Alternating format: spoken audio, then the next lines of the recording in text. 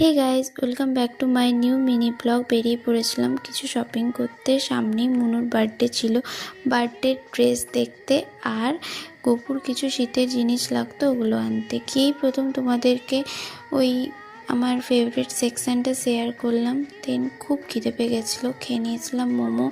Because বোনের একটা জামা পছন্দ হলো না।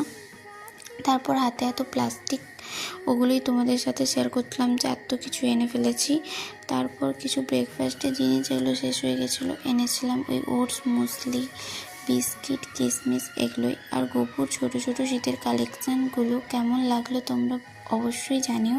এই দুটো উলেন ড্রেস, একটা ব্ল্যাঙ্কেট আর একটা ছোট্ট প্যান্ট এনেছিলাম আর একটা টাওয়াল এনেছিলাম। গোপুর এই ছোট ছোট জিনিসগুলো কি সুন্দর, তাই না? আমার তো খুব পছন্দ হয়েছে আর আমার গোপুরও খুব পছন্দ হয়েছে।